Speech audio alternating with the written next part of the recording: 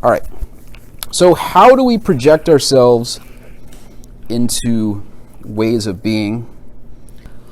We understand ourselves in terms of certain for the sake of whiches, like we've talked about. Student, teacher, carpenter, jazz fan. We maintain these identities through our engagement with the world, through our concernful absorption with equipment. So, for example, I maintain this for the sake of which of being a teacher through my engagement with equipment like classrooms and books and lecterns, grade books. So far, so good. I have to maintain certain for the sake of whiches, and the way I do it is through engagement with equipment. Okay, fine. And what makes concernful dealings with equipment possible? We said this one last time. What makes concernful dealings with equipment possible? On the basis of what does it show up? Does the pencil show up as equipment for writing? The worldhood of the world. Yeah, this was last time.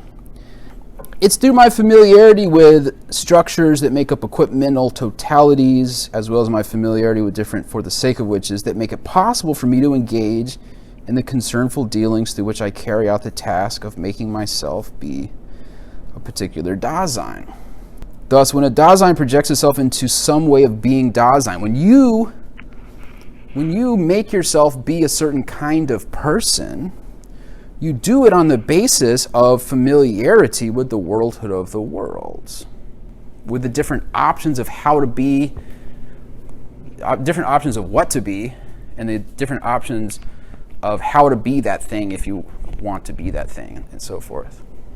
Okay, and this is all really setting up today's subject matter, because if you look at page 167, so what makes it possible for us to be a particular Dasein is the worldhood of the world. But the very middle of 67, Dasein is for the sake of the they in an everyday manner, and here's the part I want. The they itself articulates the referential context of significance.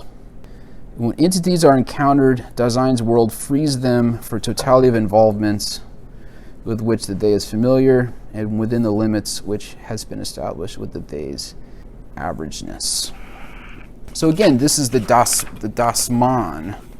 The Dasman. I will probably translate it as the anyone, or in some contexts, as one or the one. So there it is. The anyone is the source of the worldhood of the world. Anyone is the source of the worldhood of the world. So we encounter entities as to be used as one uses them. Mostly Dasein is a sequence of tasks carried out through concernful dealings. These concernful dealings are fairly mindless, and they're guided by our know-how. They're guided by our familiarity with what is to be done and how things are to be done, and even what one says. So we, for the most part, we know how to use what we encounter. We know how to navigate various situations, even what should be said, right? You know, I'm sorry for your loss. You go to a funeral, you say, I'm sorry for your loss. It's what one says, right? If you need to get to something, you know, elevator, a person standing in the way, you say, you know, excuse me, I need to get to the elevator, right? It's what you say, what one says, you do what one does. And part of what's going on here is this whole basis upon which you navigate the world, the worldhood of the world, both what you can be, like the options of being, you know, a friend, a police officer, a jazz fan, the options of what to be, and the ways to carry it out. Right? To be a good friend, you need to call them on their birthday. To be a police officer, you need to carry a gun. To be a jazz fan, you need to listen to, jazz records or go to jazz clubs, right? The options of what to be and the way to carry it out. None of that stuff you come up with, right? You do not come up with these things to be. Teachers and police officers and jazz fans, you don't come up with these things to be. You don't come up with the ways to be them, how one stands in a jazz club or how one puts on a record. You don't come up with either what to be or how to be it. What you do, for the most part, is you adopt ways to be and ways to carry out what to be.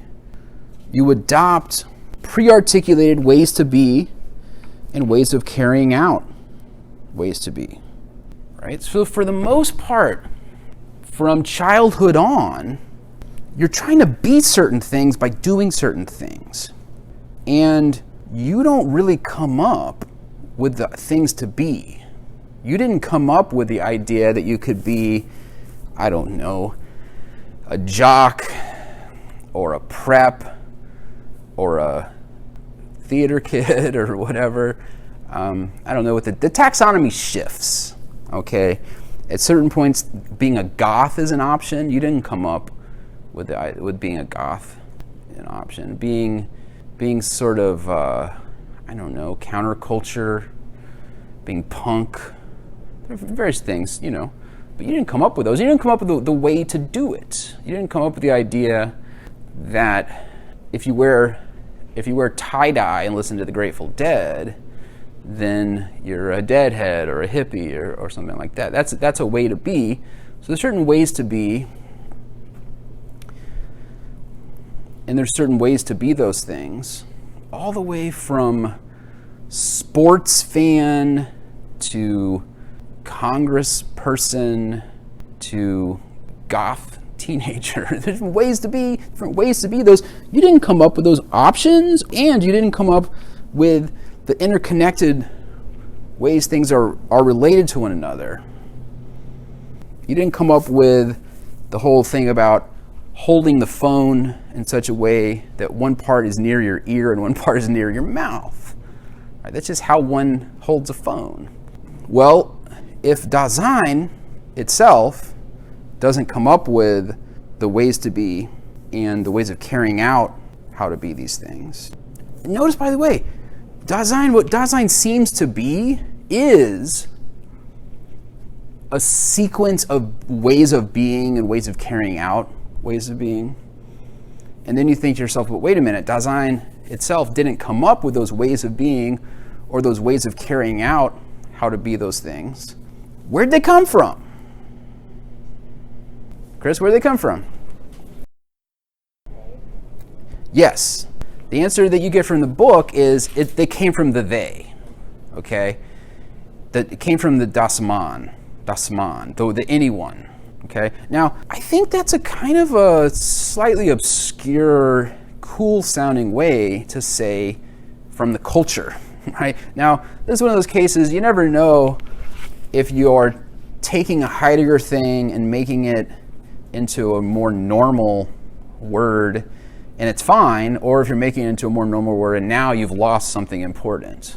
But maybe we can just say it comes from das Man, the they, the anyone, in other words, the culture.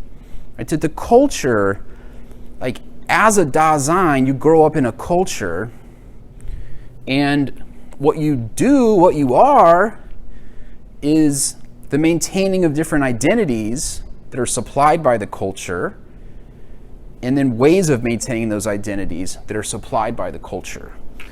So both the optional identities and the ways of maintaining those identities, they're both supplied by the anyone, which I'm saying is the same as the culture. They're both supplied by the culture.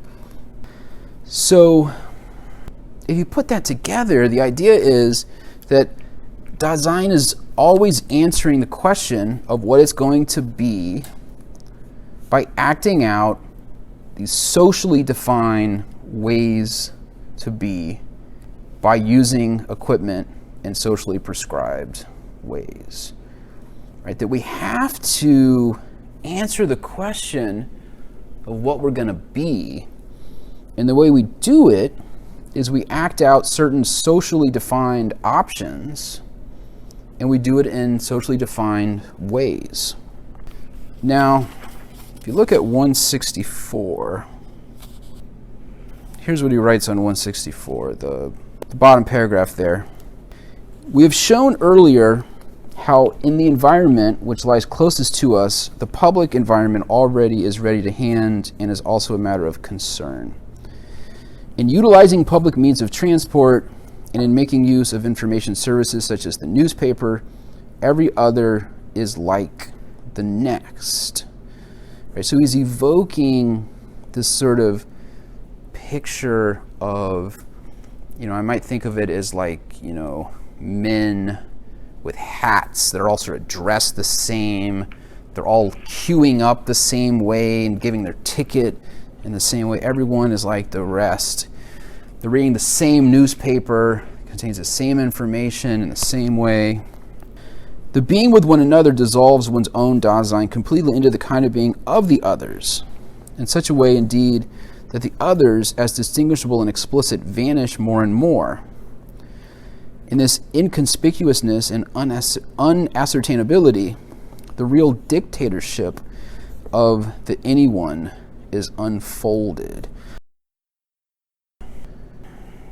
And I think it is in the sense of, look, if you are an anyone self, then you're not authentic for Heidegger. And it would seem that being authentic would be better than being an anyone self. And so the idea that it's a negative thing, the dictatorship of the anyone, that makes sense. But I think we'll also see that for Heidegger, to be a Dasein is to be an anyone self. Now, you can do a thing where I think the idea is to be an authentic self for Heidegger is to be a certain kind of anyone self. An anyone self that sort of takes over in a certain way, right? But there's a deep sense in which what you mostly fundamentally have been and always will be is an anyone self, I think. We take pleasure and enjoy ourselves as one takes pleasure. I'll change the translation here a little bit. We take pleasure and enjoy ourselves as one takes pleasure. We read, see, and judge about literature and art as one sees and judges. Likewise, we shrink back from the great mass as one shrinks back.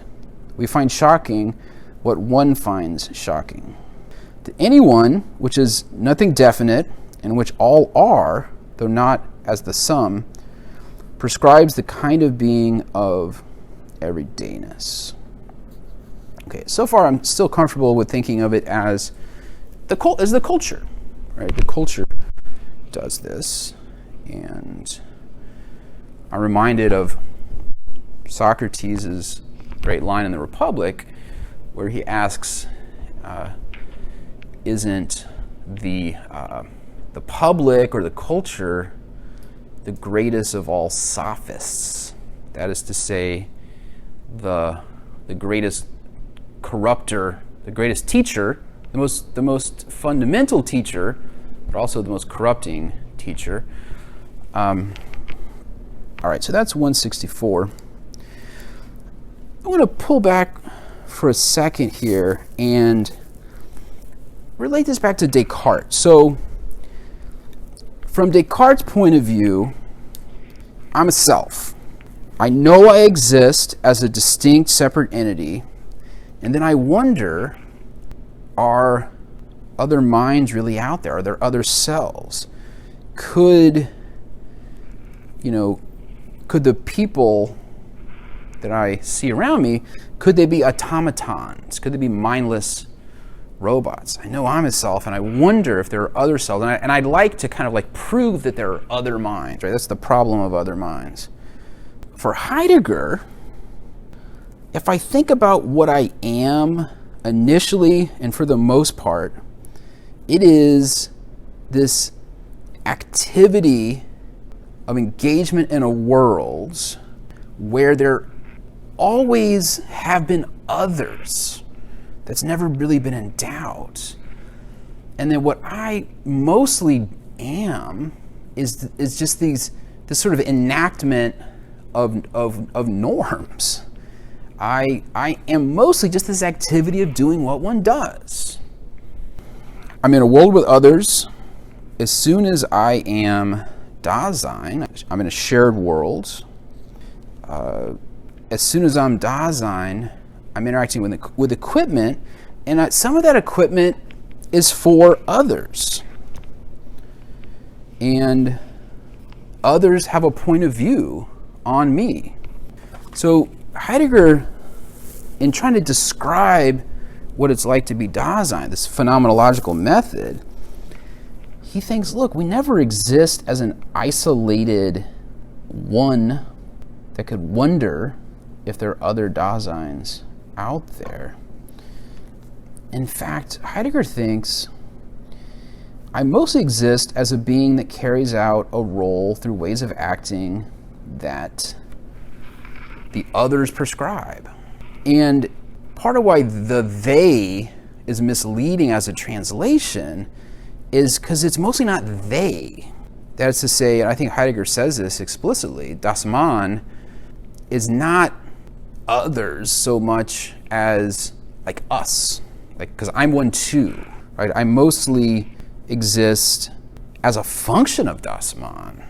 I mostly exist as an activity of doing what one does, right? So that anyone, the culture, prescribes standards of what to do, how to do it, what matters, and mostly I just kind of enact those standards. I mostly just sort of carry out those ways of being. And even if I question how things are done, you might wonder, am I questioning it as one would question it? Right? I think about something like same-sex marriage. So if you're a man, one doesn't marry a man. That used to be where we were. And then there became a time where we questioned that, right? And how did we come to question that? It seems to me that if you were a particular kind of person, if you were in a particular kind of place in the culture, right? Let's say you were maybe like a liberal academic or something like that, then precisely one would question such a thing, right? So there's this business about how to break out of it, how to escape, and if escape is possible from the so-called dictatorship of the anyone. So we can define the anyone self as existing as an activity of doing what one does. Right? If you exist as an activity of doing what one does, then you're existing as an anyone self. And for the most part, that's how all of us do exist, as an activity of doing what one does. If you take a look at page 167, the second full paragraph there, the self of everyday Dasein is the they self, right? Is the anyone self. The self of everyday Dasein is the anyone self. This activity of doing what one does.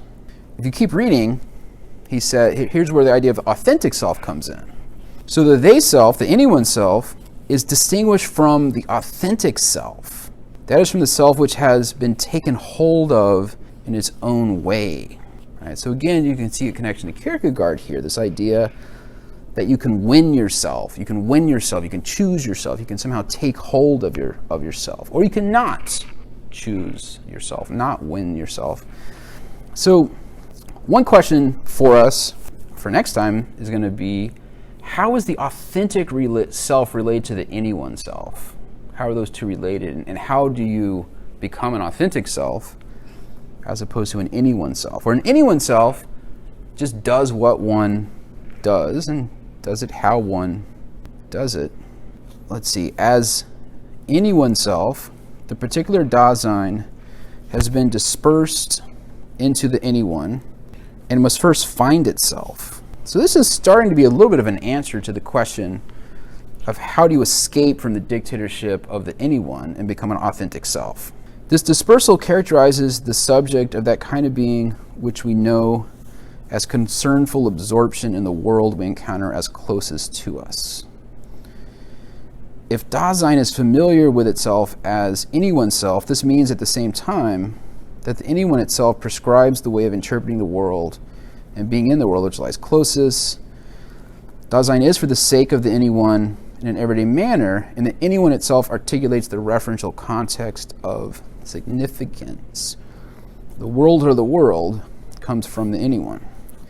When entities are encountered, Dasein's world frees them for a totality of involvements with which the anyone is familiar and within the limits which have been established with the anyone's averageness. So we know how to get on in the world. We know how to use equipment.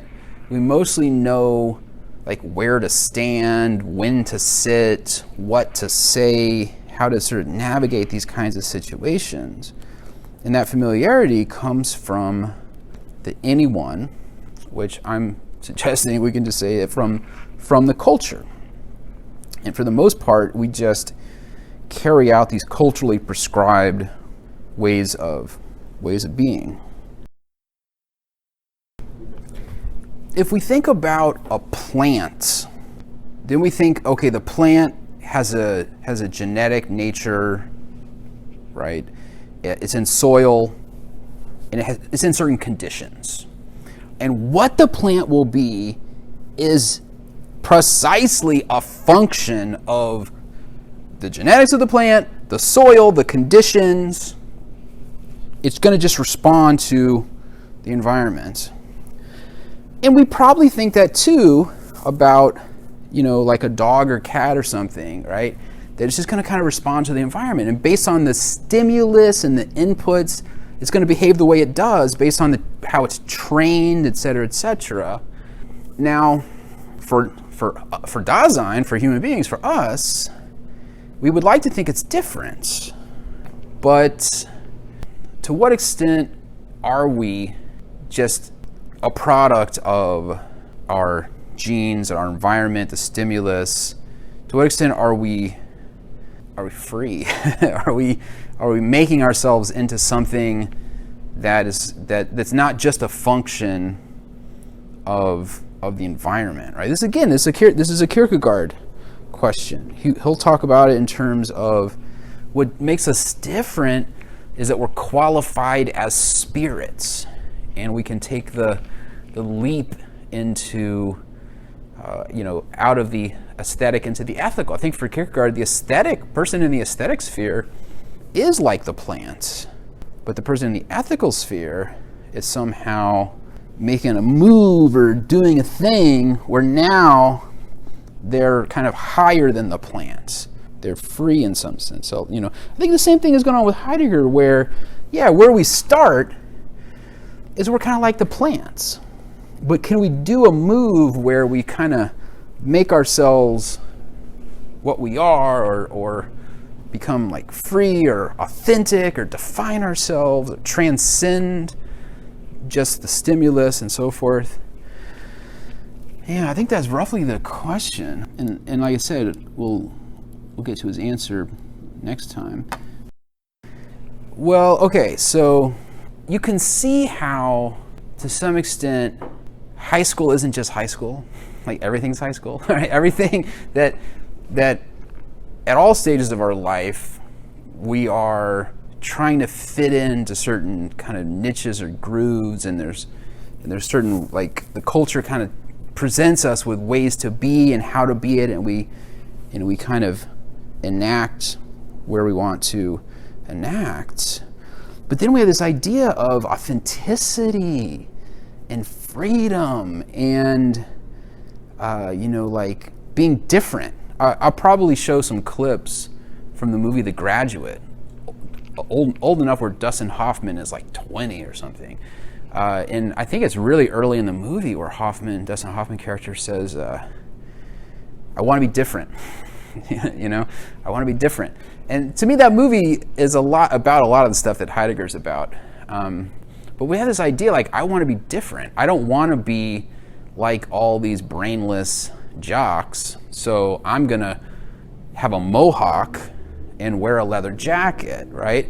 But it's like, am I being different in the way that one is different, So how deep does this go where, okay, so the culture kind of teaches you how to be a Dasein, yeah. Does it teach you how to talk? Does it give you your language? Yeah, it gives you your language. Does it teach you kind of what to say? To some extent it does. Does it teach, and then I think the biggest one is, does it teach you what to think, right? If I am an anyone self and I start to think about critiquing myself, isn't it just the anyone self critiquing the anyone self, right? This is this business of, is there a way to escape from this, right? I'm setting up an answer. I don't know how satisfying his answer will be, but I'm setting up his answer. Well, let's look at another passage all the way back in 213, the bottom paragraph. He says, "This way in which things have been interpreted in idle talk has already established itself in Dasein." So idle talk here is another technical term that gets translated from the German. I'll maybe not try to explain it right now, but you can see that it's going to be something like, you could say it's the discourse of the anyone. Idle talk is the discourse of the anyone. There are many things with which we first become acquainted in this way, and there's not a little which never gets beyond such an average understanding. This everyday way in which things have been interpreted is one into which Dasein has grown in the first instance, with never a possibility of extriction. In it, out of it, and against it, all genuine understanding, interpreting, and communicating, all rediscovering and appropriating anew are performed. So there seems to be a distinction here between idle talk, which is like, okay, if a person on the news read a report from a person who did a study. So a scientist did a study.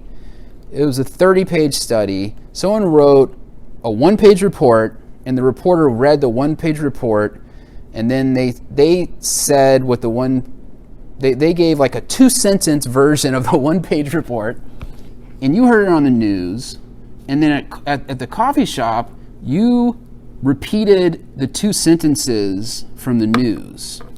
That would be a good example of idle talk.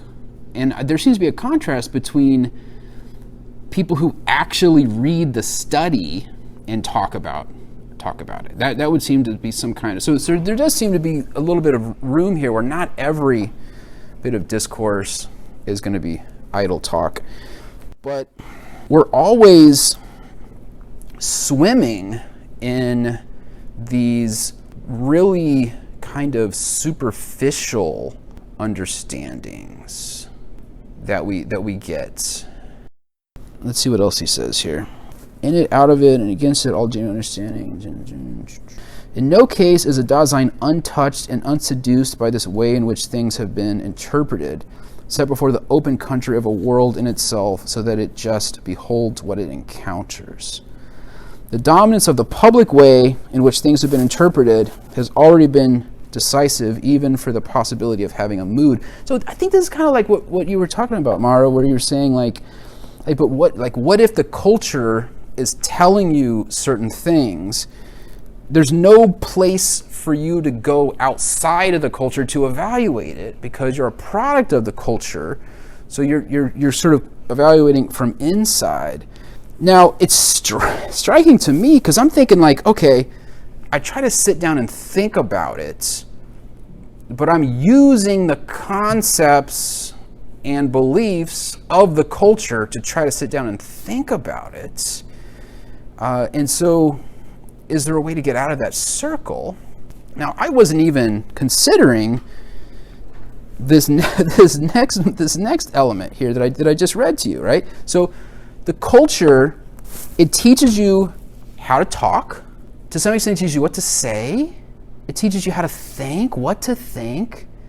But then this one, I'm like, what? He says, in no case is Dasein untouched, unseduced by this way in which things have been interpreted, set before the open country of a world in itself, so that it just beholds what it encounters. The dominance of the public way in which things have been interpreted has already been decisive, even for the possibility of having a mood.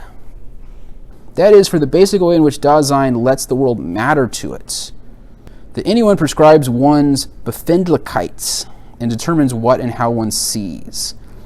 I said Befindlichkeit because state of mind is a much hated translation. Befindlichkeit, you can almost, even if you don't speak German, you can almost see what that means. Anyone prescribes the how one finds oneself and determines what and how one sees. So I was kind of peeling it back of like how to talk.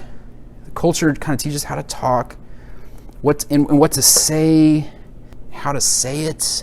You know, you don't say, "I'm sorry for your loss." You say like, "I'm really sorry for your loss." How, what to say, how to say it. Does it also kind of like we try to think, but we think how one would think. And then it goes even further of you even are kind of the way you're in the world, your mood, your kind of the way things show up for you and matter to you.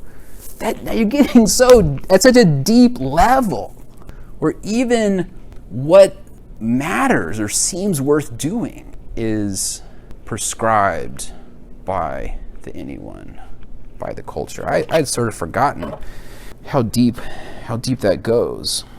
And so we're in this place, right? It seems that all of our comportments, our discourse toward ourselves, toward others, toward the world, is based on an understanding of the world that we inherit from the culture. I marked also to grab this paragraph from 214, just that middle paragraph. Yet the obviousness and self-assurance of the average ways in which things have been interpreted are such that while the particular Dasein drifts along toward an ever-increasing groundlessness as it floats, the uncanniness of this floating remains hidden from it under their protecting shelter. Part of what I take out of that is this idea of normativity, of what is to be done, action guidingness, normativity, this idea of normativity, that we're in a world where the normativity is built in, right? And of course it came from the culture, it came from the anyone, right? We encounter entities as to be used in this way or that, right? The hammer is for this and not for that. We encounter rules as dictating ways one is to act. We experience this normativity in an unquestioning way. We're comfortable making ourselves be a particular Dasein by making use of the normativity prescribed by the culture.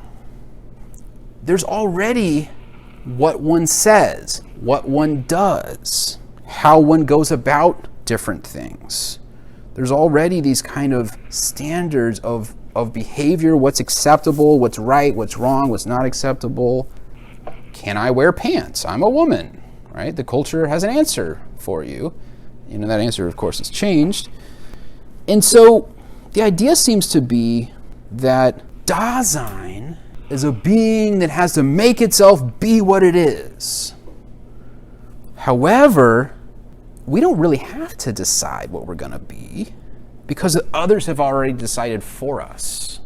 This relates back to what he says on 165, where he says, and maybe I'll change the translation slightly here, the anyone is there alongside everywhere, but in such a manner that it has already stolen away whenever Dasein presses for a decision. Yet because the anyone presents every judgment and decision as its own, it deprives the particular Dasein of its answerability. We don't have to own the decisions. We don't have to own the decisions, the choices, the values, because the anyone owns them for us. We're just doing what's done. It's just what's done, right? I don't have to search inside for the right thing to do. I can sort of see, like the anyone, the culture has already done that for me. So I don't have to take responsibility for it. It takes away the answerability. As he puts it in the next paragraph, thus the particular Dasein in its everydayness is disburdened by the anyone. There seems to be a burden of being a Dasein. If you're a table, you just sit there being a table. No burden. But if you're a Dasein, you have to make yourself be something by pressing into possibilities. But what happens is the culture lays them out there for you. This is what respectable people do.